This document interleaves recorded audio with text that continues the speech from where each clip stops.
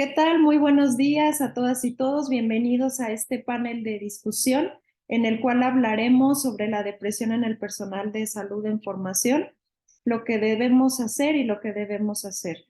En esta ocasión tenemos el honor de contar con la colaboración de especialistas en este tema de salud mental que a continuación me voy a permitir presentar. Tenemos a la doctora Paulina Arenas Landgrave, responsable académica del Centro Comunitario de Atención Psicológica de la UNAM. Tenemos con nosotros al doctor Víctor Manuel Guisa Sánchez. Él es jefe del Departamento de Hospitalización de Centros de Integración Juvenil. Y también contamos con la participación de nuestras panelistas provenientes de nuestra casa ILS, la doctora María Valeria Jiménez Báez, coordinadora de Planeación y Enlace Institucional de Quintana Roo, y a la maestra Cindy Janet Lara Valdés, coordinadora del curso de postécnico en salud mental del Hospital de Psiquiatría número 22, Monterrey, Nuevo León. Muchísimas gracias a todas y todos por estar el día de hoy con nosotros. Estamos muy contentos de que podamos hablar de un tema que es muy relevante, que sin duda pues ha afectado y a la población en general, y los profesionales de la salud en formación pues no son la excepción. Por eso pues abrimos este espacio para abordar el tema desde diferentes posturas. Vamos a hablar de los aspectos generales de la depresión, vamos a hablar de prevención, de atención, herramientas de detección, y también hablaremos sobre los tipos de tratamiento que hay hoy en día para tratar este padecimiento. Entonces, esperamos que todas las personas que nos están escuchando el día de hoy puedan enriquecerse de este tema, que se lleven información que pueda ser de mucha utilidad para mejorar su calidad de vida y el entorno en el que se encuentran. Pues muchas gracias y vamos a dar inicio a las preguntas de este conversatorio. Voy a iniciar con la doctora Paulina Landgrave. Doctora, muy buenos días. Mucho gusto saludarla nuevamente. Y bueno, la pregunta que tenemos para usted es, ¿qué significa que la depresión es un trastorno de la afectividad? Muy buen día, Yolanda, y a todos los panelistas los saludo con mucho aprecio. Con respecto a esta pregunta, a lo que está relacionado con que sea un trastorno de la afectividad es que está vinculado con una alteración en nuestro estado del ánimo, en nuestro estado emocional. Es una forma en la cual no me encanta la palabra de distorsiona, porque eso es muy relativo, pero lo voy a mencionar más en función de esta alteración. La podemos identificar porque nuestra manera de percibir, de experimentar, de sentir y de vivir todo aquello que nos está aconteciendo, ocurriendo, se tiene una alteración, ¿no? Es decir, no coincide tanto la manera en la que quizá por las circunstancias que están presentándose, mi respuesta emocional va más o menos acorde con eso, ¿no? Entonces, es importante mencionar que no es que sea una distorsión, porque esa palabra me hace un poco de ruido, porque a veces puede percibirse como tú lo estás viendo mal, ¿no? O tú no estás entendiendo. Hay muchas personas que pueden llegarse a sentir muy invalidadas por la manera en que reaccionan ante circunstancias específicas. Pero lo importante con respecto a esta alteración del estado del ánimo es que no solamente se da ante una circunstancia en particular, un evento o dos o tres en aislado, ¿no? Sino se va presentando esta alteración de manera frecuente, de manera constante. Incluso lo que recibimos del entorno es lo que también nos va diciendo qué tanto realmente estoy yo percibiendo, ¿no? De una manera muy específica que no va tanto acorde con lo que está ocurriendo. Entonces, a eso se refiere con este trastorno de la afectividad, por esta alteración que existe en relación al cómo yo me siento o percibo en función de lo que ocurre alrededor. Y cuando esto no va checando con las circunstancias, pues es cuando ya tenemos que voltear a ver sobre qué está pasando con nosotros, ¿no?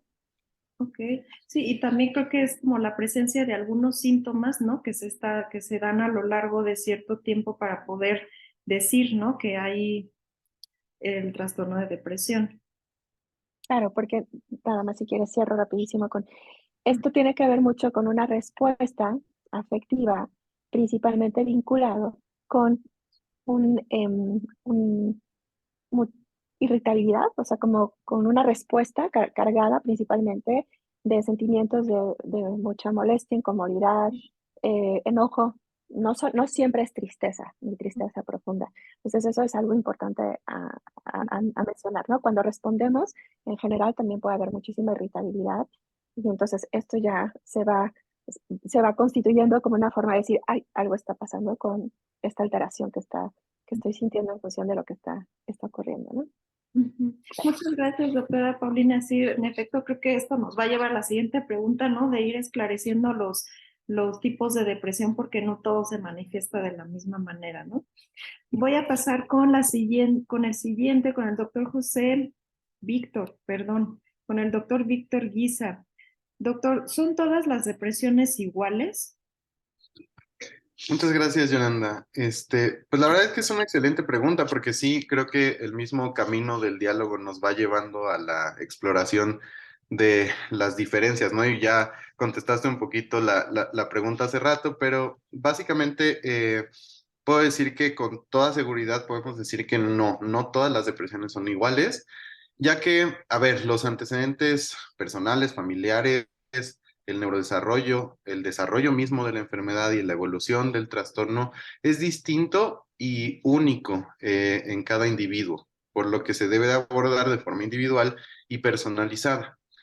Eh, si hablamos un poquito como desde el punto de vista de la clasificación de las depresiones, eh, podemos encontrar diferentes trastornos depresivos, como aquellos que son de solo un episodio, aquellos son que representan un trastorno depresivo recurrente, ¿no? Es decir, dos o más episodios seguidos, distimia, trastornos mixtos también, que tienen síntomas de ansiedad y de depresión, y otros como el trastorno disfórico premenstrual, ¿no? Eh, Básicamente el trastorno depresivo mayor, que es como el que más está identificado, ¿no? El que todo el mundo conoce, implica como tres cosas principales, ¿no? Que son cambios claros en el afecto, es decir, tener un ánimo predominantemente triste, ¿no? Problemas en la cognición, que podemos observarlas como alteraciones en la atención, y alteraciones también en las funciones neurovegetativas, perdón, como pérdida o aumento de peso o fatiga o pérdida de la energía, que es algo que normalmente podemos observar en las personas que tienen un trastorno depresivo. Yéndonos un poquito más específico, en cuanto a la distimia, por ejemplo, o el trastorno distímico, como formalmente lo refiere el DSM-5, es aquel estado de ánimo depresivo que se presenta de forma persistente, es decir, 2 años o más, y que realmente en estos 2 años no ha cumplido, digamos, como con las características suficientes para llamarlo un trastorno depresivo, ¿no? Es decir, es un estado de ánimo muy bajo, ¿no? Que ha persistido durante la mayor parte de 2 años seguidos, sin, digamos, periodos largos de no tener sintomatología, ¿no? Ese es uno de los otros fenómenos que podemos observar en los trastornos depresivos, ¿no? Eh, Algo que también es interesante, ¿no? Es aquella presentación de los patrones estacionales, ¿no? Lo que normalmente podemos llegar a escuchar como el trastorno depresivo estacional, ¿no? Que tiene que ver específicamente con la manifestación de síntomas depresivos, ¿no? En este caso, en una temporada o en una estación del año específica, ¿no? Ahora, tiene que haber como mucha fineza en el diagnóstico en este caso, porque no podemos, debemos de descartar pues que no sea una como coincidencia, ¿no? Es decir, nosotros si encontramos un estresor importante en una época del año, por ejemplo, eh, en esta época del año me despidieron, ¿no? Pues a lo mejor no tiene mucho que ver con la estación del año, sino que tiene que ver con los estresores que sucedieron, pues, en este periodo del año, ¿no? Pero creo que en general podemos decir que sí hay varios tipos de depresión y las manifestaciones van a ser individuales, van a ser únicas por cada individuo. No vamos a observar realmente una igual que otra, Si bien comparten características cada una, ¿no? Sí podemos decir que de forma individual cada una se presenta distinto y hay muchas cosas que nos pueden condicionar diferencias, entre ellas edad, sexo, ¿no? Muchas cosas pueden hacerlo diferente.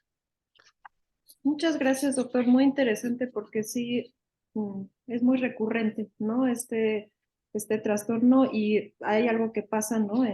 Sobre todo en invierno, ¿no? Que se puede agudizar, ¿no? Los síntomas, pero sí hay que esclarecer por qué, ¿no? Y cada uno o cada una lo vivimos diferente. Muchas gracias. Vamos a continuar con la maestra Cindy Lara. Maestra, ¿cuáles son los síntomas que experimenta una persona con depresión? Adelante. Gracias. Primero que nada, muy buenos días a todos. Es un gusto estar aquí compartiendo con ustedes este panel.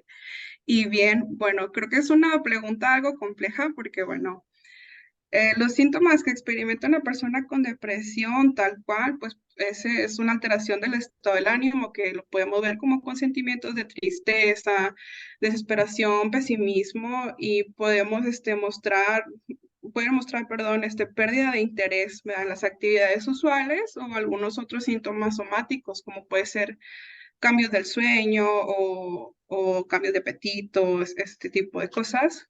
Y específicamente, tal vez la depresión en el personal en formación lo podríamos ver como múltiples maneras, ¿verdad? Ya sea bajo rendimiento escolar, falta de interés, justificándose tal vez en no cumplir con ciertas actividades o manifestando ideas de que pues ya no quieren acudir o no quieren cumplir con los programas. Otro ejemplo que puede ser cuando las personas experimentan depresión es como que desestabilizar o tal vez no se adecúan a esta dinámica del grupo o de la clase. Pueden estarse retando tal vez entre sus compañeros, retando a los docentes y pues bien la depresión en función de como del aula, pues la podríamos observar en estudiantes pues con ánimo bajo, triste, sí, y también podemos ver pues como ya mencioné, ¿verdad?, la pérdida del interés, de las cosas y se ve reflejado en la parte educativa, ¿verdad?, como puede ser la falta de compromiso, aislamiento, tal vez verse alejado del resto de su grupo. Muchísimas gracias, maestra Cini. Yo creo que es muy importante lo que nos comparte porque generalmente dentro de nuestros ambientes académicos, pues solemos tener, ¿no? Personas que cursan con algún trastorno depresivo y puede a veces malinterpretarse, ¿no? Como que es una persona que no tiene la motivación o que no es apta para el curso, ¿no? Entonces sí, creo que es importante para los que estamos afuera, ¿no? Que podamos identificar cuáles son los síntomas y podamos atender a la persona en su debido momento, ¿no? Muchas gracias, maestra Cindy. Voy a pasar con la doctora Valeria. Doctora, buenos días. ¿Cuáles son los factores de riesgo de depresión en el personal de salud en formación? Buenos días, gracias por la invitación y saludo a mis compañeros panelistas. Muchas gracias, licenciada Yolanda. Creo que nos viene muy bien, es una excelente pregunta, el que nosotros dentro del instituto, que una de nuestras funciones primordiales es formar recursos humanos para la salud, tengamos presente como una de las estrategias principales considerar este apartado de salud mental. Particularmente en nuestras unidades de atención, tenemos personal de formación de pregrado y posgrado y identificamos, como ya habían mencionado, las edades y el sexo. La media de edad que nosotros tenemos en pregrado frisa entre los 21 años. Tenemos alumnos que van desde los 17 años o a veces menores porque tenemos ciclos clínicos también y tenemos alumnos de posgrado que llegan a tener hasta, en este caso, por ejemplo, yo he tenido hasta 50 años de edad que se están formando. Entonces, es muy importante que como gestores de los procesos educativos situemos, como mencionaba el doctor Víctor, situemos la individualización de cada una de las personas que estamos formando, porque además de considerar el factor de riesgo, edad, sexo, como nos comentaba que actualmente está en el DSM-4 la depresión clasificada como un trastorno disfórico premenstrual, que va relacionada con el sexo como un factor de riesgo en las mujeres médicas, pues también recordar que nuestro personal que se está formando tenemos el 60% del sexo femenino. Entonces, pues ya desde ahí tenemos que estar identificando yo como formadora, qué tipo de personal me está llegando, de qué sexo, de qué edad, de qué origen socioeconómico. ¿Por qué? Porque también, aparte de la edad, del sexo como factor de riesgo, tenemos que contemplar que el inicio de un ciclo por sí mismo se va a relacionar con una situación de ansiedad y que si tiene un trastorno mixto con depresión,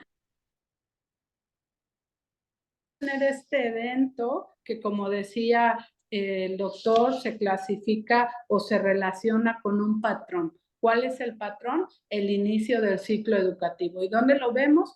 Principalmente en los alumnos que están iniciando internado de pregrado y un disparador en los alumnos que inician residencias médicas. ¿Por qué? Porque hay un evento donde el alumno está migrando. Ejemplo, que vienen de cualquier parte de la República, particularmente nosotros aquí en Cancún, pues tenemos alumnos de más de 10 estados del país. Tenemos alumnos que vienen de Baja California, de frontera a frontera, y obviamente este es un evento que va a disparar, si ya tiene un trastorno de depresión o un trastorno de ansiedad, va a disparar la personalidad. El otro factor de riesgo que también se tiene que considerar en el personal de formación precisamente es qué personalidad tiene el alumno. Entonces, estrategias como hacer diagnósticos al ingreso del paciente nos van a ayudar mucho para identificar los factores de riesgo y poder hacer un traje a la medida con estos factores individuales que nosotros podamos detectar y adelantarnos, o sea, adelantarnos como gestores. ¿Por qué? Porque esto nos va a evitar que vaya progresando en la escala la depresión hasta una ideación suicida. Entonces, resumiendo, pues, ¿qué factores de riesgo tenemos para la depresión?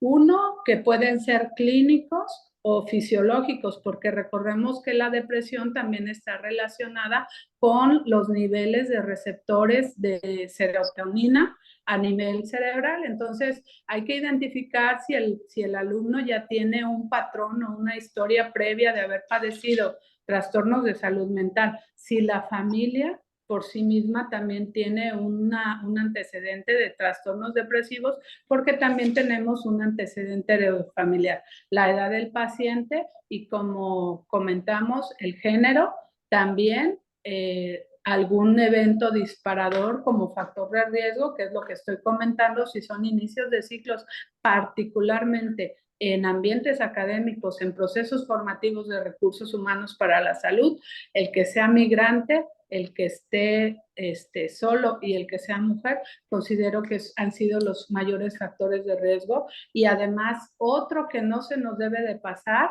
es que el alumno tenga alguna dependencia, que puede ser farmacodependencia, puede ser tabaquismo, puede ser alcoholismo o puede ser el uso de cualquier sustancia ilícita, que también nosotros debemos de estar muy atentos porque pues de pronto lo hacemos el diagnóstico hasta que ya sucedió el problema, ¿no? Entonces, sí es muy importante que dentro de las políticas vinculantes con las instituciones educativas se tengan considerados estos factores de riesgo y protocolos previos a que llegue el alumno con nosotros.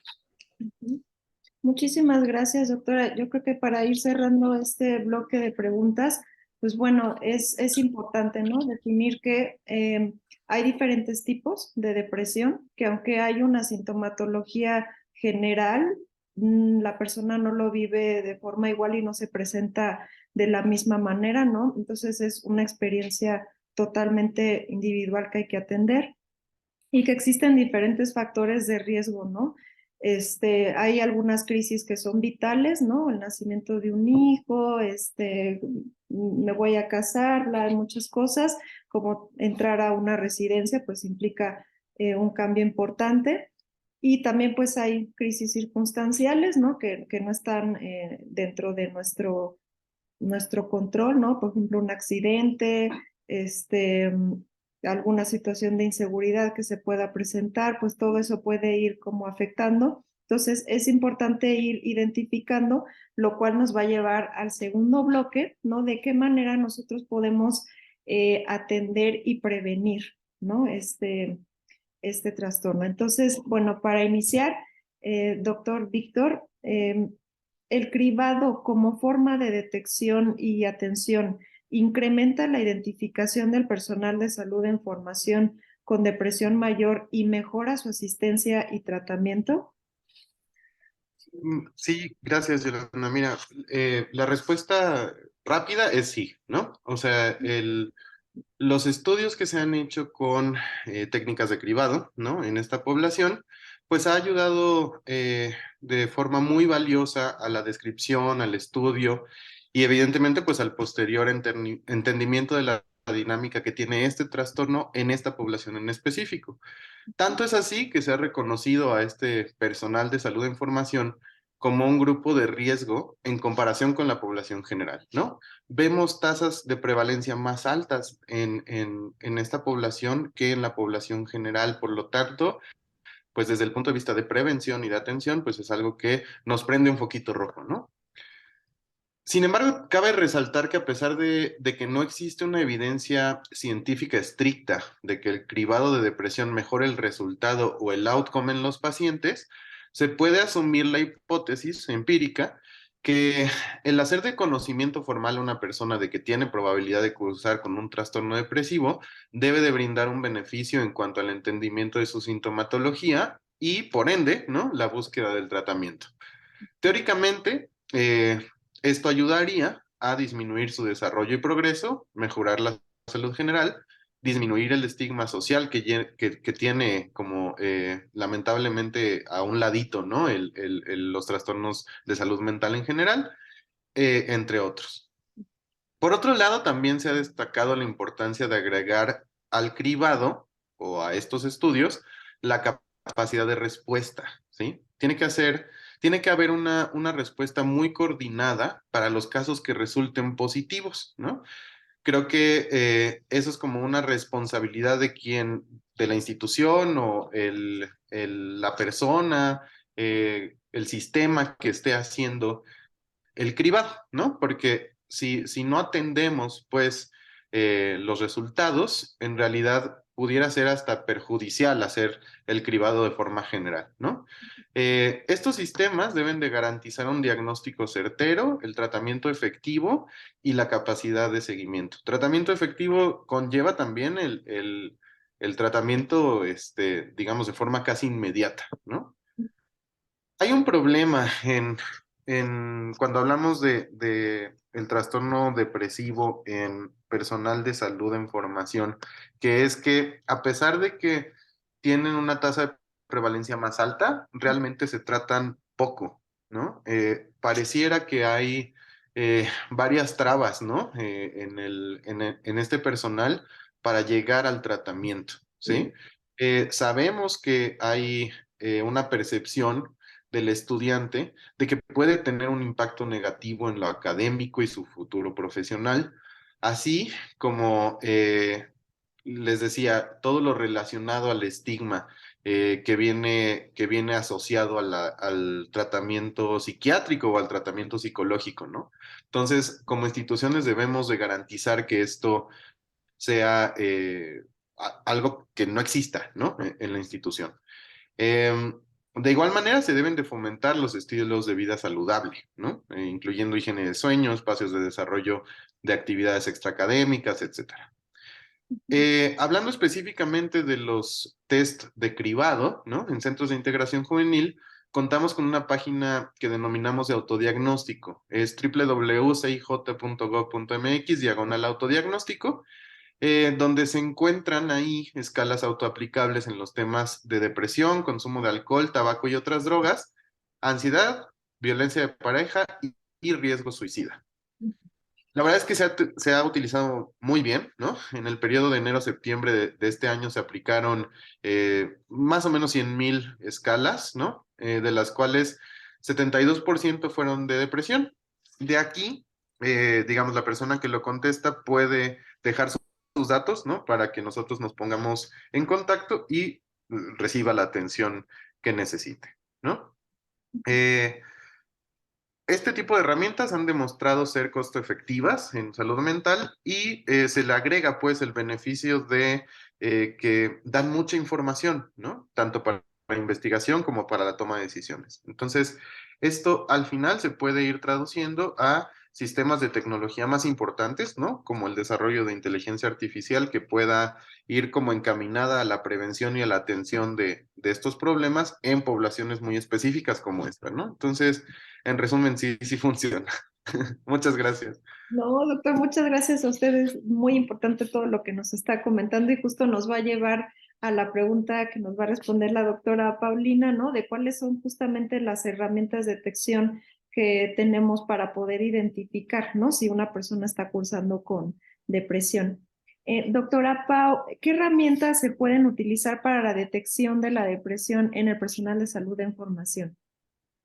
Bien, pues creo que de alguna manera ya el doctor comentó algunos elementos importantes y que a mí me gustaría puntualizar en algún 4 elementos centrales. El primero tiene que ver con em, las mejores herramientas, la mejor herramienta para nosotros en el ámbito de la salud es siempre la entrevista, ¿no? La primera forma en la cual podemos identificar si una persona tiene depresión es justo evaluando desde este primer contacto, ¿no? Si ha tenido alguno de los síntomas básicos que ya nos describían anteriormente mis colegas, si tienen, con qué frecuencia se están presentando estos síntomas, que también es algo muy importante. Y aquí creo que es muy fundamental mencionar, la persona tiene dificultades para realizar o adaptarse en su funcionamiento cotidiano en las diferentes esferas, porque creo que eso es algo que me faltó mencionar cuando hablábamos de por qué se considera un trastorno de la afectividad. Ese es un punto muy importante porque hay que ver qué tanto está impactando en el funcionamiento diario de las personas en su ámbito personal, familiar, educativo, escolar, ocupacional, ¿no? Entonces, en ese sentido, creo que por ahí la primera forma, la primera herramienta fundamental es nuestra manera de aproximarnos preguntando. Cuando hablamos, y esto hay que ver justo cómo lo vamos a acompañar de nuestra estrategia de evaluación, porque eso es algo fundamental. Entonces, cuando no es una estrategia de evaluación específica como de tamizaje, como echando mano de esta aproximación desde el privado, hay que identificar que muchas veces las personas se auto-identifican, ¿no? Ya mencionaba el doctor estas múltiples pruebas o escalas que existen de autodiagnóstico. Y aquí creo que antes de hablar de cuáles son estas las que nos pueden ayudar, creo que es muy importante volver a puntualizar sobre cuáles son las barreras que existen para esta identificación, porque considero que, bueno, es la depresión es una de las enfermedades vinculadas con la salud mental más estudiadas y de las que conocemos más. Por lo mismo, hay tratamientos sumamente efectivos para tratarla.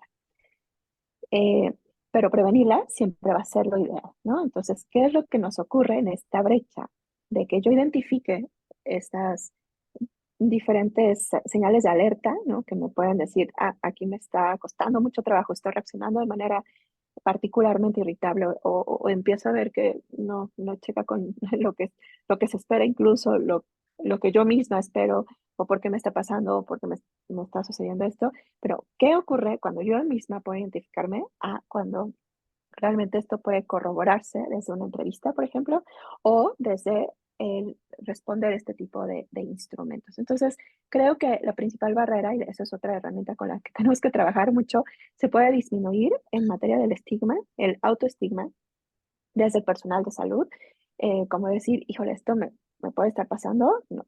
Y yo soy psicóloga, o yo soy médico, o yo soy enfermera, trabajador social, sí, a todos, a todas las personas. Y entonces de ahí, este es otro elemento muy importante como para hacer uso de estas herramientas, porque entonces vamos a poder responder de una manera mucho más honesta estas escalas, estos autoinformes, y con base en eso identificar qué tipo de depresión puedo tener, en qué nivel y de qué manera es el tratamiento que más se sugiere que la persona lleve, ¿no? Entonces, en ese sentido, ¿cuáles son las escalas o los instrumentos que nosotros hemos desde la facultad identificado? Porque hay múltiples, pero que hemos identificado que tienen como las características a nivel psicométrico y también de estandarización y validación en población mexicana. Pues tenemos, por ejemplo, la cédula de indicadores psicosociales para depresión, que esta también tiene la ventaja que evalúa riesgo de suicidio, que es el CTERS. Está la escala de malestar psicológica de Kessler, que es el CARIES, que se conoce más como CARIES, el PHQ-9, el DAS-21, que también es un instrumento que nosotros recientemente validamos para población abierta, pero específicamente con universitarios, tiene muy buenos como puntajes de validez. La BATS, la escala BATS, que está vinculada con las siglas en inglés, que es Behavioral Activation for Depression Scale, es una escala que está validada para población mexicana y que además está muy vinculada con uno de los tratamientos más efectivos en materia de lo conductual para trabajar con depresión. Y finalmente está el GHQ-12, que también es uno de los instrumentos de cribado que tienen, o sea, como principal objetivo evaluar la salud general, ¿no? El estado de salud general, y que bueno, ya desde ahí podemos tener ciertos indicadores que después se pueden confirmar con una entrevista, por ejemplo. Pero no debemos nunca de prescindir de la entrevista. Muchas gracias. Muchas gracias, doctora Pau, doctor Víctor, por darnos como este panorama de cuáles son las herramientas que nos pueden funcionar para detectar, ¿no? Si alguno de nuestros alumnos o alumnas está cursando con depresión, ¿no? Y ahora, ¿qué vamos a hacer con eso, ¿no? Entonces, voy a agradecerle a la maestra Cindy y a la maestra Valeria. Vamos a pasar como un bloque de prevención. Maestra Cindy, ¿cuáles son los factores de protección relacionados a la depresión? Sí, bueno, bien, primero que nada, pues un factor protector, son todo lo que entendemos por todos estos elementos que las personas utilizamos para enfrentar pues las adversidades, moderar el impacto del estrés del día a día y reducir la posibilidad de desarrollo pues, de algún tipo de desorden, ¿verdad? Como cuáles pueden ser, pues muchísimas, ¿verdad? Inclusive las vemos diario, o sea, establecer relaciones saludables con los demás. Yo creo que en un ambiente académico, pues lo que estemos estudiando nos genere esta satisfacción, ¿no? Que tengamos relaciones interpersonales que generen bienestar, autoestima positiva, sentido de pertenencia a un grupo, acceso a grupos de ayuda, de recreación, inclusive, o sea, muchas veces lo dejamos de lado, pero esta parte de la religiosidad, o sea, pertenecer a un grupo religioso, o sea, tener un sistema de creencias es muy bueno, o sea, genera un ambiente de paz buena. Yo considero que hasta ahí se puede hacer una buena catarsis, y el catarsis pues proporciona alivio, te pone pues el panorama, ¿no? En una perspectiva realista. Yo considero que el aspecto espiritual en el ser humano pues es muy importante, ya que culturalmente pues eso influye y es una parte pues que protege, ¿verdad?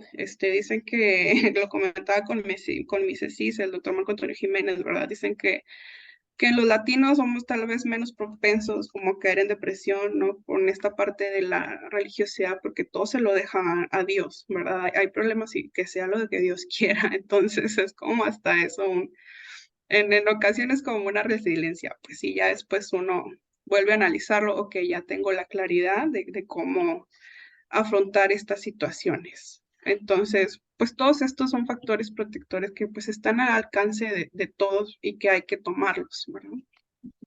Muy Mm, importante. Muchas gracias, maestra Cindy. Doctora Valeria, ¿qué actividades preventivas se pueden implementar en los ambientes académicos? Muchas gracias. Yo creo que sí tendremos nosotros primero que tener una estrategia global de prevención en el ambiente académico. No podemos verlo por separado y desde el diagnóstico del ingreso del alumno, nosotros ya debemos de traer de una manera transversal un eje hacia donde queremos llegar. Un poco compartirles, porque ya los estudios internacionales ya nos dan una vista de qué es lo que podemos esperar en el personal en formación. Tan solo en América Latina en el 2020 tenemos que 2 de cada 10 profesionales de la salud tienen un trastorno de salud mental relacionado con la depresión y casi el 15% ideación suicida. En el 2021 ya han sido estudiados residentes de especialidad en formación y se identifica que al ingreso el residente ya tiene 3.7% de depresión y al concluir el año este nivel de depresión se incrementa al 26.6%. En cuanto a la ansiedad, igual lo que vemos es que de por sí el inicio del ciclo nos va a presentar que el alumno esté teniendo un nivel de ansiedad del 30% y vemos que al final del curso en este mismo estudio alcanza hasta el 60%, es decir, se duplica el nivel de ansiedad del alumno que se encuentra en formación. Y la ideación suicida, por ende, también la tenemos incrementada. Entonces es importante que nosotros de entrada conozcamos estos datos para ir a la búsqueda con una estrategia de prevención desde que ingresa mi alumno, yo ya tenga estas herramientas de cribado estandarizadas, que particularmente la experiencia que tenemos nosotros aquí en la delegación es a la totalidad. Le aplicamos estas herramientas que comenta el doctor Víctor, el test de ansiedad de Beck, de depresión, ideación suicida, burnout, y además tenemos una cédula de datos sociodemográficos para saber si el alumno es residente de aquí o si el alumno tiene redes de apoyo. ¿Cómo lo prevenimos? Inmediatamente nosotros este diagnóstico hacemos un curso al 100% de los becarios que incluye 5 aspectos y para eso el curso ya lo tenemos estandarizado, que tiene que ver primero con el trabajo de la autoestima, que como ya lo vimos es un factor protector. ¿Por qué? Porque si tenemos una deficiencia en la estima, el alumno más este factor que incrementa el riesgo, pues nos va a ir mal. Entonces, trabajamos autoestima, trabajamos afrontamiento, trabajamos redes de apoyo y son 5 temas que tienen que ver con resiliencia también y liderazgo. ¿Para qué? Para que el alumno que ya tiene el ingreso al campo clínico, pues esté preparado con esta manera de afrontar los cambios. Esto nos ha permitido que podamos ir disminuyendo nosotros y dándole herramientas al alumno de prevención.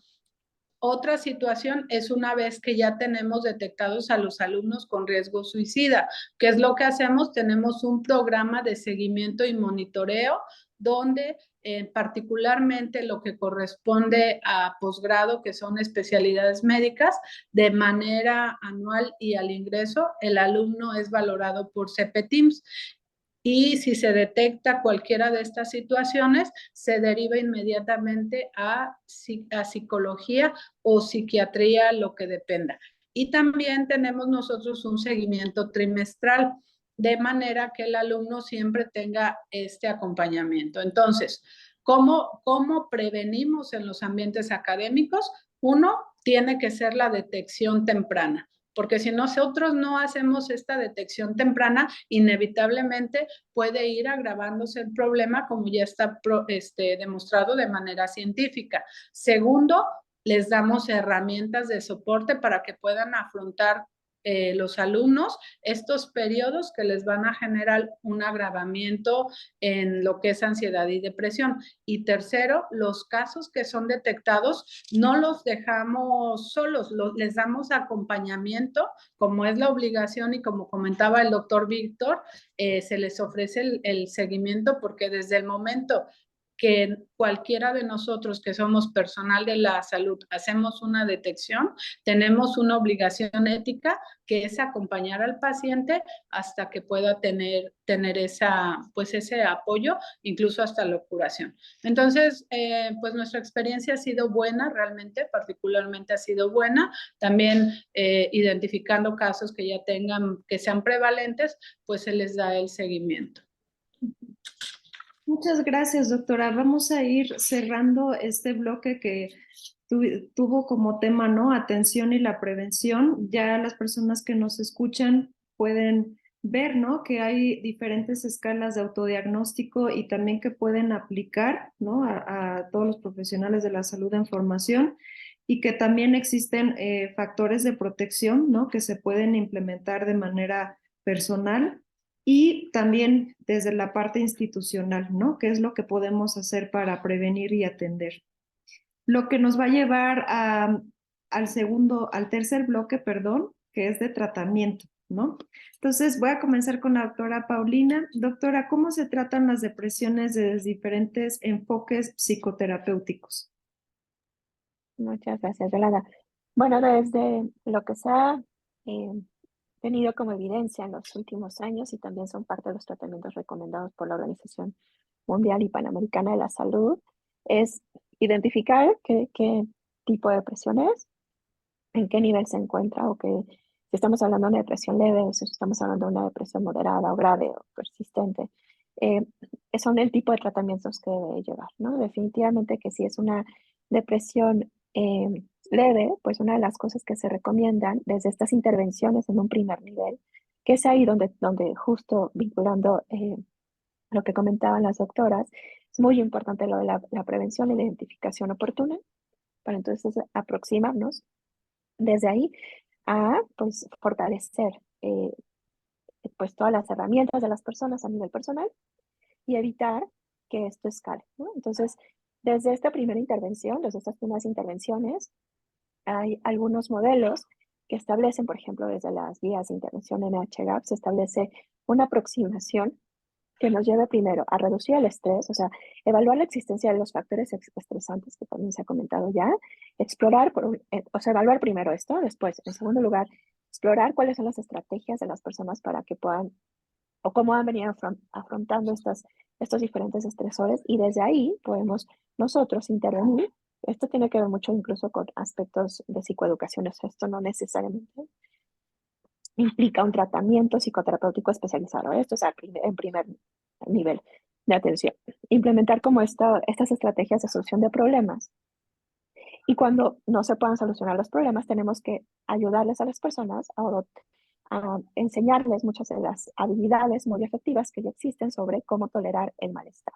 Entonces, cuando esto se puede trabajar desde el primer nivel, es junto siempre con el fortalecimiento del apoyo social, nos va a ayudar mucho a que entonces pues atendamos en esta primera forma la depresión leve, y también promoviendo el funcionamiento adecuado de actividades diarias. Entonces, esto es como a nivel igual psicoterapéutico básico, no necesitamos una intervención específica, ¿no? Cómo generamos estrategias, por un lado, de activación, de programación de actividades vinculadas con el funcionamiento, y lo que para la persona es importante, lo vinculamos también con los valores, por un lado.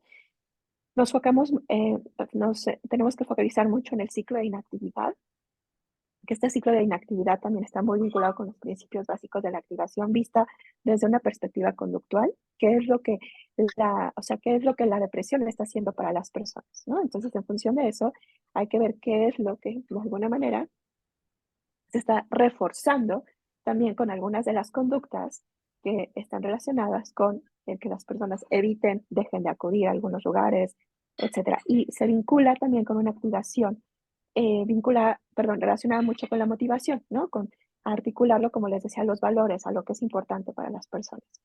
Entonces, desde ahí es la aproximación, mucho más desde la psicoeducación o desde un primer nivel de manejo de solución de problemas, estas intervenciones a nivel, les decía, en un primer nivel, pero cuando ya vemos que la depresión tiende a ser moderada o pasa a un nivel más alto, la evidencia que tenemos de terapias que son muy efectivas es la activación conductual para depresión, que está fundamentada en estos principios que les mencionaba, pero que por supuesto sí se necesita que una persona que tenga una formación específica en las terapias, especialmente las de tercera generación, donde tiene una lógica muy relacionada con cómo vinculamos incluso y orientamos a que esta solución de problemas esté muy articulada con estos ciclos, de romper este ciclo de inactividad y con promover esta motivación.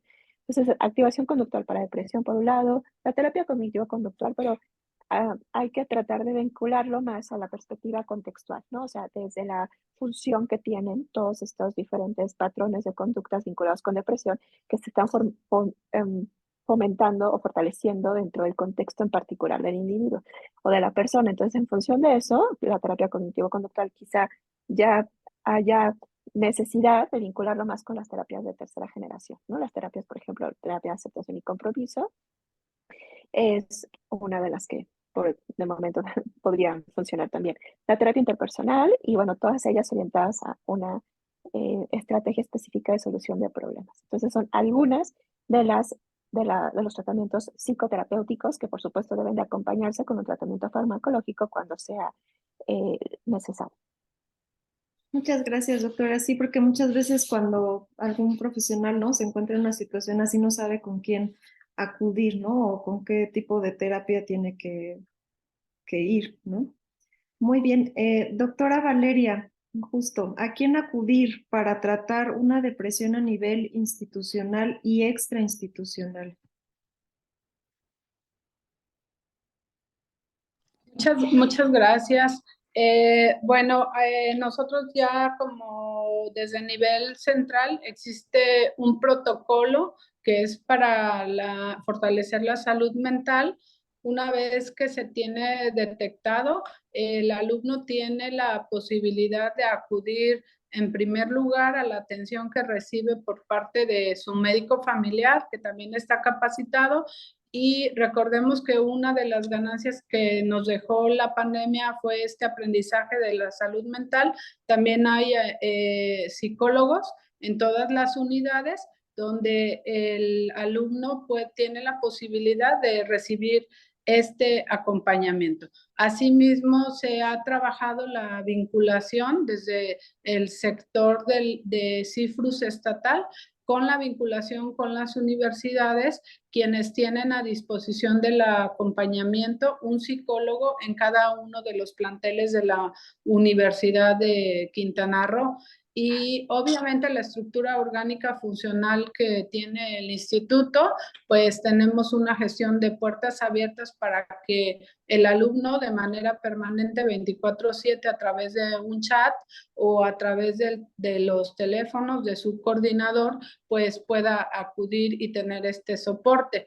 Y también pues es muy importante considerar que este es un protocolo que se tenga establecido y que ayuda bastante a las instituciones de salud porque, vuelvo a repetir, la parte de prevención es fundamental y que el mismo personaje o el mismo individuo aprenda a reconocer, que a veces es lo más difícil, a reconocer que está pasando por un episodio que requiere un acompañamiento y un tratamiento, ¿no? Y una de las máximas de la psicología y también de la psiquiatría es que el que debe de solicitarlo pues sea el paciente, ¿no? Porque si no, pues no vamos a tener este resultado. Y recordemos pues que vuelvo a insistir y es muy importante tenerlo presente, las bases de las neurociencias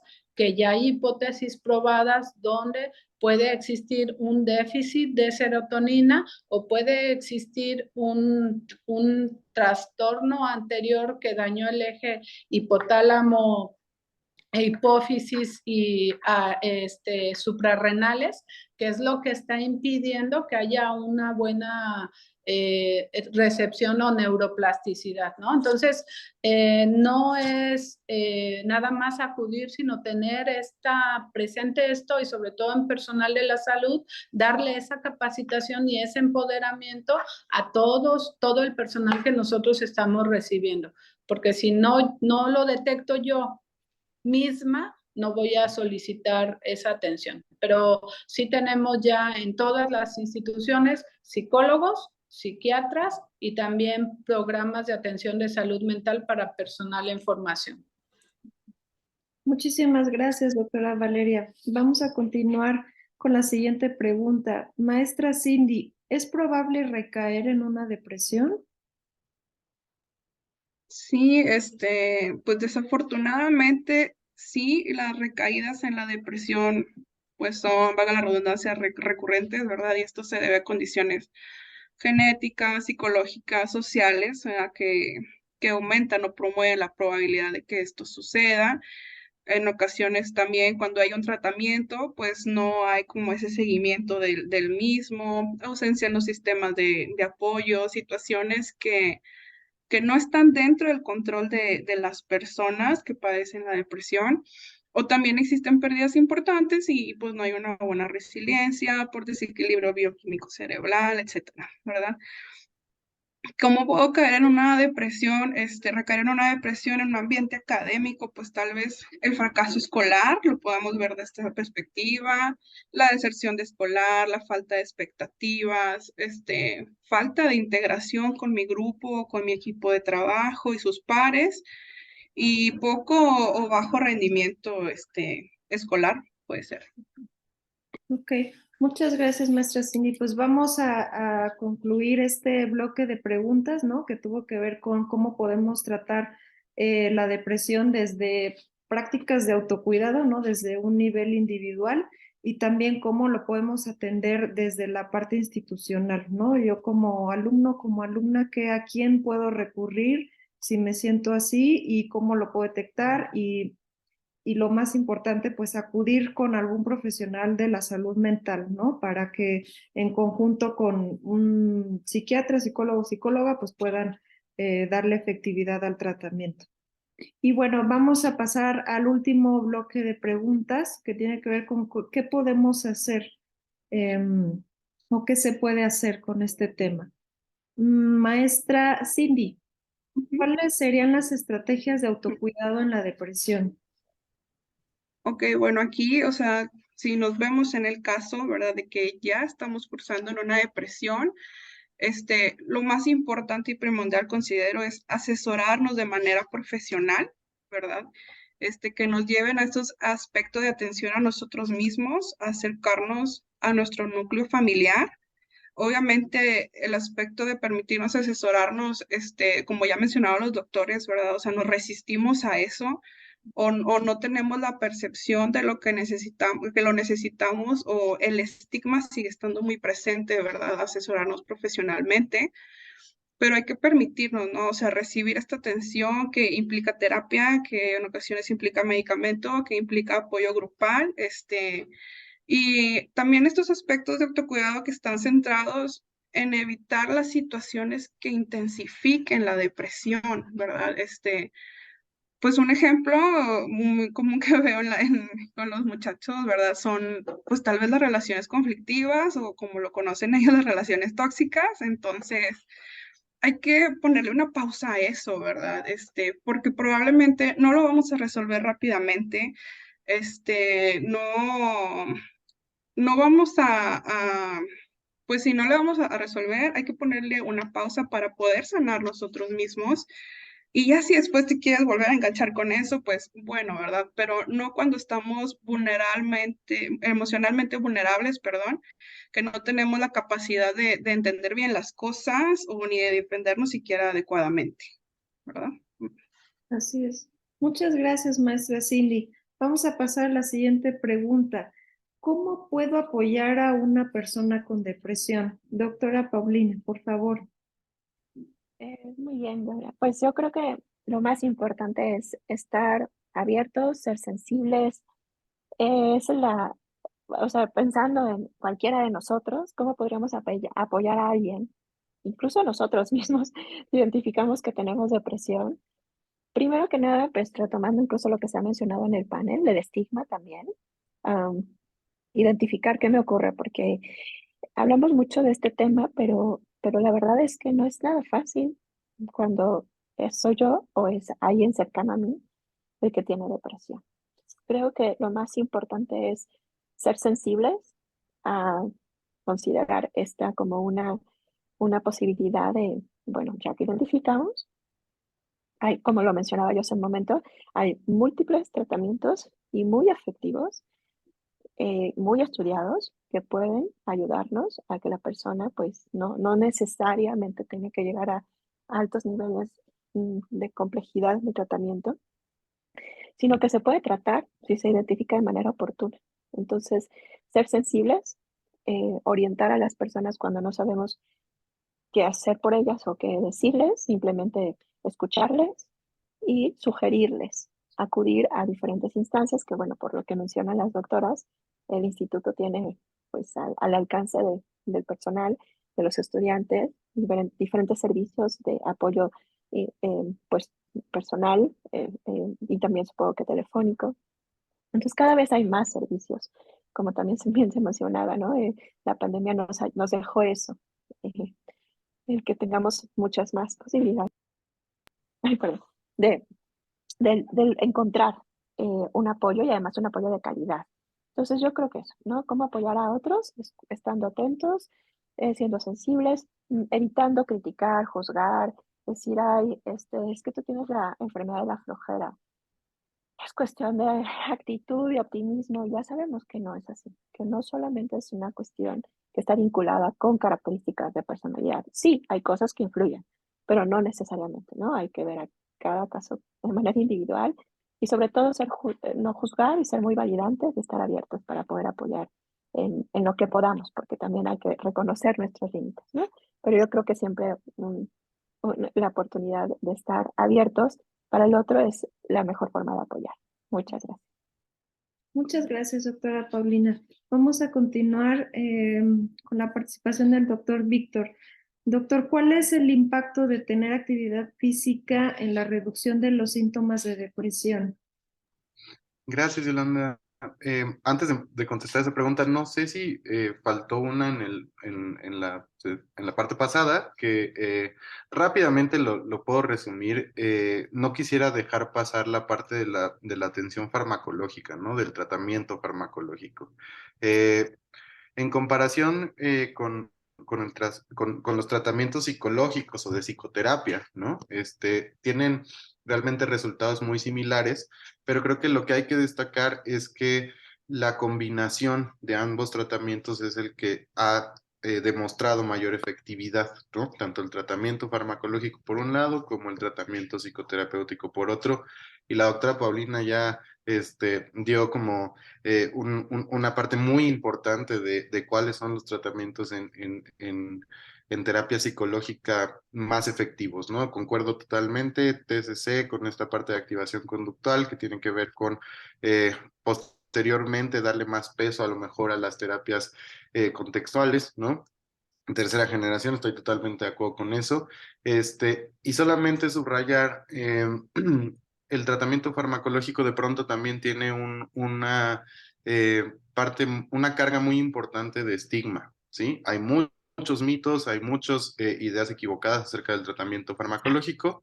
Rápidamente lo que tenemos que decir es bastante efectivo, es seguro, ¿no? Y además hay muchos tipos de tratamiento, ¿no? Hay muchos tipos de tratamiento con antidepresivos, hay muchos antidepresivos de diferentes mecanismos, ¿no? Y hay otras terapias farmacológicas que están disponibles para algunos casos que son más difíciles, ¿no? Como depresiones resistentes a tratamiento, les llamamos.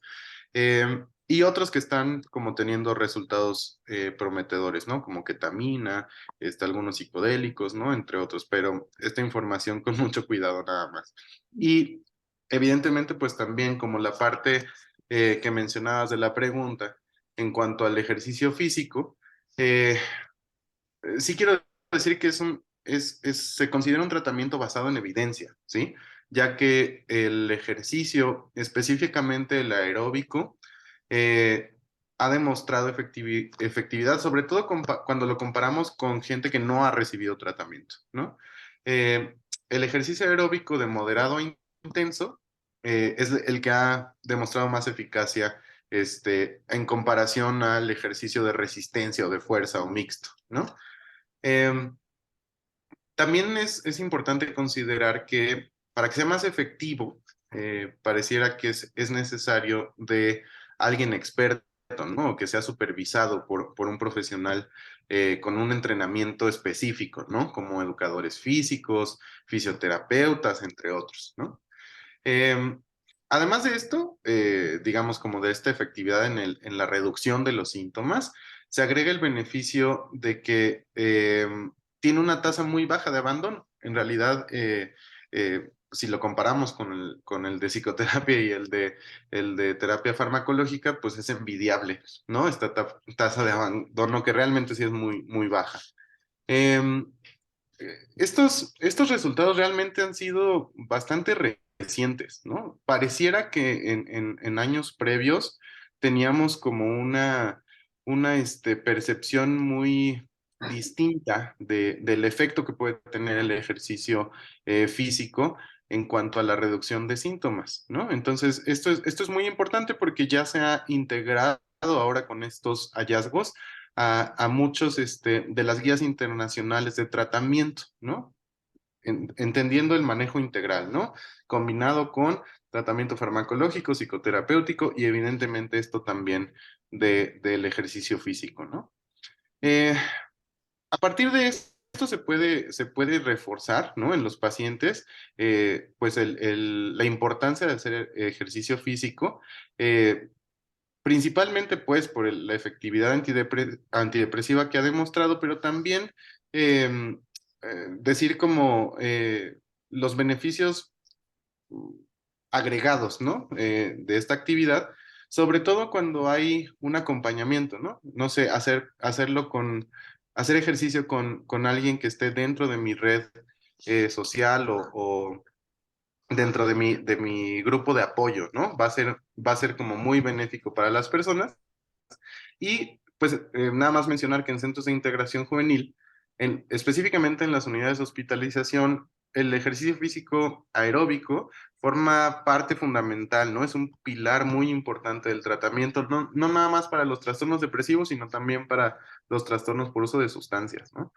Entonces, sí, es bastante efectivo y ya podemos empezar como, yo les diría, a indicarlo, ¿no? Como si fuera un medicamento cada 8 horas. Gracias, Yolanda. No, a usted, doctor, muchísimas gracias. Y vamos a pasar a la última pregunta del bloque para iniciar nuestras conclusiones. Doctora Valeria, ¿existe algún modelo de intervención de la depresión que se aplique dentro del IMSS?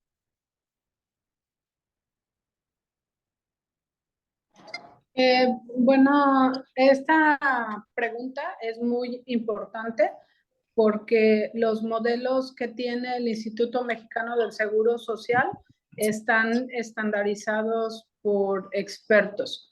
El modelo que ha implementado el área de educación es tener precisamente esta atención integral, incluyente, inclusiva y de acompañamiento al personal en formación. Creo que una de las grandezas que tiene el instituto precisamente es eso, tener este modelo con protocolo de atención a la salud mental que es vinculante además con la institución educativa y que un poco siendo reiterativa, nace a partir de la experiencia que tenemos con la pandemia, donde desde el primer nivel de atención se implementa esta estrategia de atención a salud mental, generando las nuevas plazas de nueva creación, incluyendo al personal de psicología, porque recordemos que la especialidad de psiquiatría la tenemos ya presente pues desde que nace el instituto. Ahora, particularmente en el personal de formación, pues lo que es el área de calidad está muy atenta a tener este proceso estandarizado con un diagnóstico precoz, un acompañamiento del alumno y obviamente con la intención de tener este aprendizaje proactivo, adelantarnos a que el alumno progrese hacia un nivel mayor de depresión. Y retomo lo mencionado por el doctor Víctor, donde este acompañamiento tiene que ser integral. Y recordemos que es muy importante no perder de vista la parte básica que tiene que ver con la función de nuestro cerebro y las bases fisiológicas de las neurociencias. Puede existir un déficit, hay teorías ya probadas donde no tenemos un adecuado desarrollo de las diferentes áreas o no hay una buena plasticidad cerebral y la sinapsis en las neuronas pues nos están llevando a esto. Entonces, el modelo existe donde damos la prevención, pero también es muy importante que los que nos escuchan tengan en cuenta que lo primordial es hacer el diagnóstico de certeza. Es decir, cuál es la causa que nos está generando, ir a atacar la causa individualizando el tratamiento, porque eso nos va a llevar a ser efectivos. Como comenta el doctor, le puedo instalar psicoterapia, pero si le doy además el tratamiento farmacológico, que es el acompañamiento, y le instalo un tratamiento de ejercicio que es en sí una prescripción del ejercicio, pues eso me va a mejorar cómo está teniendo resultados el personal en formación. Y ser muy enfáticos, ¿no? Que tenemos esta responsabilidad dentro de la formación de tener estandarizado el modelo de atención de salud mental que el IMSS ya tiene implementado. Muchísimas gracias, doctora. Vamos a pasar ahora a las conclusiones. Por cuestiones de tiempo, vamos a tener la oportunidad de darnos un minutito por persona, de dar sus conclusiones de este panel. Muchas gracias. ¿Alguien quiere iniciar? Si gusta yo, licenciada. Buenísimo, maestra. Dale. Sí, adelante. Sí, gracias. Bueno, pues hay situaciones, ¿verdad?, en relación a la depresión como con las cuales podemos enjuiciar fácilmente a los alumnos, como ya bien lo mencionó ahorita la doctora. Uno puede decir, el estudiante es flojo o no está interesado. Entonces, considero que es importante como docente cuestionarnos la posibilidad si estamos ante una depresión, ¿verdad? O si simplemente puede ser un alumno con problemático, ¿verdad? Ya eso requerirá otras medidas. Pero desafortunadamente cuando uno está ante un alumno que es desafiante, que es retador, lo podemos enjuiciar como que actitudinalmente no es competente, hay que darle de baja o alguna otra medida disciplinaria. Entonces, esto salió en clase, lo comparto con ustedes, seguramente tal vez a alguien le tocó vivirlo. Cuando yo cursé mi nivel básico, había siempre alguien o tocaba que en algún grupo tenías tu compañero que nunca pasaba al siguiente grado o le costaba aprender las tablas o le costaba aprender a leer e inmediatamente era encasillado, estigmatizado, ponle orejas de burro, mándalo al rincón, cuando tal vez necesitaba otra atención especial, tal vez cruzaba con alguna neurodivergencia y no se le dio, ¿verdad? Entonces, yo creo que desde el aula como docentes podemos ir cambiando estos estigmas, ¿verdad? Y es por eso que les invito a permitirnos como docentes cuestionarnos si estamos ante la posibilidad de alguna depresión o algún otro tipo de acompañamiento que requiera al alumno, pues antes de una medida disciplinaria. Buenísimo, maestra Cindy. Muchísimas gracias. ¿Quién quiere continuar? Adelante. ¿Yo? Creo que es a la doctora Pau primero. Adelante, la doctora Pau. Muchas gracias, doctora Vale. Nada más muy rápido. Pues la verdad con lo que quisiera concluir es con felicitarlos, felicitar al instituto, felicitar todos estos esfuerzos y decirles que estoy pues muy contenta de escuchar todo lo que se hace y que cada vez se articulan más, ¿no? Todas nuestras diferentes perspectivas y desde donde cada uno de nosotros podemos seguir haciendo comunidad. Yo trabajo mucho desde la atención clínica comunitaria y estoy así sumamente contenta de escuchar, por ejemplo, la participación del doctor Víctor, ¿no? Esta forma, como él decía hace un momentito, pues, de articularnos, que es lo más efectivo, es lo que más la evidencia tiene, ¿no? Los tratamientos articulados, psicología, psiquiatría, la comunicación entre nosotros. Entonces, tener este tipo de actividades, este, estos paneles, ¿no? Yo creo que incluso son un modelo de cómo mejorar no solamente em, eh, las, la atención, por ejemplo, para los estudiantes, para las personas usuarias, sino entre nosotros, la forma de colaborar, la forma de seguir generando espacios de discusión donde se respeten, se integren y por supuesto se fortalezcan todas nuestras acciones. Así que yo agradezco mucho y estoy en toda la posibilidad de seguir y total interés de seguir sumando desde la facultad todo lo que pues nosotros hemos aprendido también para el bienestar de los estudiantes, en formación de los futuros pues servidores de salud y pues las personas en general. Muchas gracias por también su trabajo y muchas felicidades. Muchas gracias, doctora Paulina. Muy bien, pues vamos ahora sí con la doctora Valeria, por favor. Muchas gracias, Yolanda. Bueno, primero, pues a manera de cierre, agradecer la invitación. Creo que lo más difícil es dar el primer paso y yo creo que el Instituto Mexicano del Seguro Social, a través del área de calidad en la educación, está dando este gran paso. Y no hay otra manera más que empezar. Creo que se tiene que hacer un trabajo de transculturalización, es decir, generar una nueva cultura del enfoque y la perspectiva de la salud mental.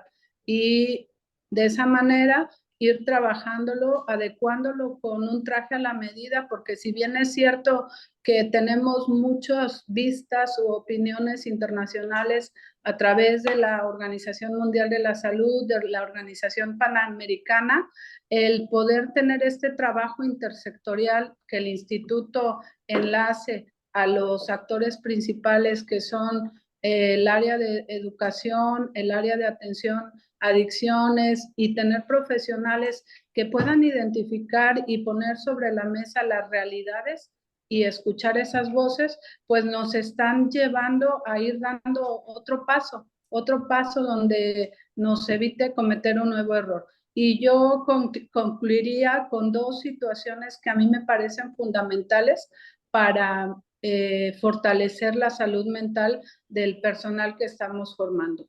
Uno es empoderar al alumno desde que se forma con herramientas a través de las instituciones educativas para su propia atención de la salud mental. Porque si bien es cierto que dentro de las currículas tenemos áreas de salud pública, de salud mental, de psiquiatría, el alumno tiene que poseer estas herramientas para que pueda aprender a atenderse y aprender a adoptar la cultura del autocuidado. Y eso pues ya tenemos referentes, uno de los grandes referentes considero que es la UNAM, donde tiene protocolos maduros de atención al alumno.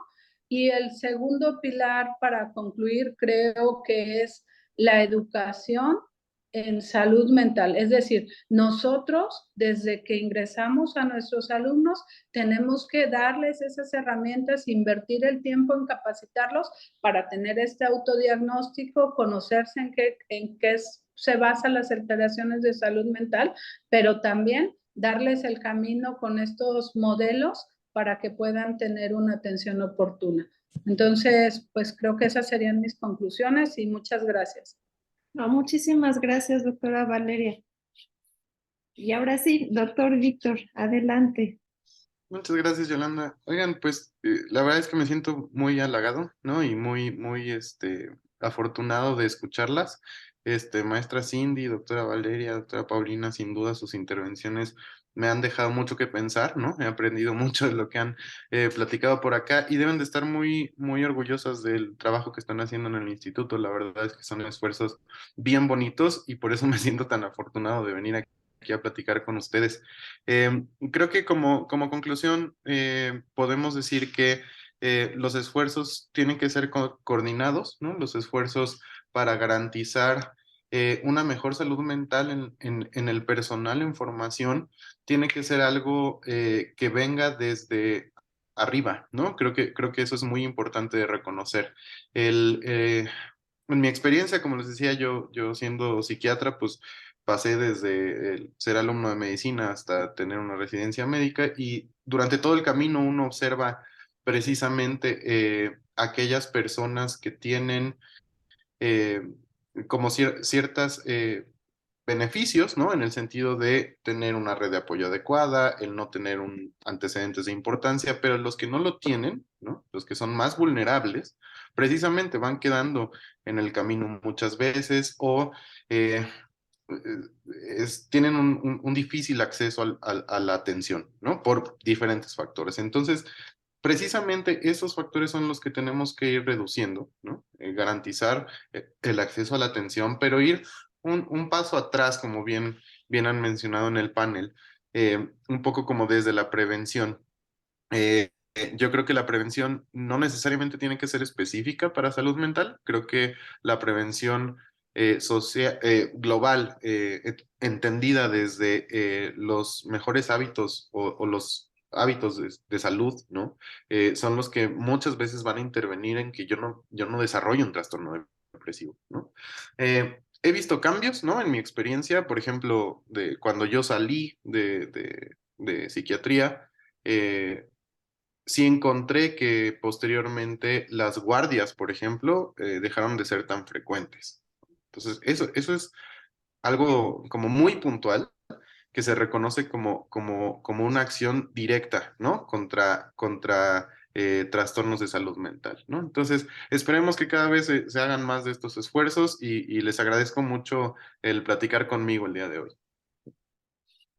Bueno, pues así concluimos este panel, este conversatorio. Les agradezco muchísimo a todos y a todas por dedicarnos su tiempo, su experiencia, su conocimiento acerca de este tema que no solamente para mí, sino para todas las personas que nos están escuchando es sumamente importante para saber desde qué postura podemos, si soy autoridad educativa o si soy alumno o alumna, desde dónde puedo moverme o cómo puedo atender esta situación. Pues muchísimas gracias a todos, a todas y pues estamos primeramente pues conectándonos para seguir hablando de estos temas de salud mental. Muchas gracias y nos estamos viendo. Gracias, hasta Gracias. luego. Muy buen día, hasta luego. Gracias, bonito día. Bye. Buen día, chao.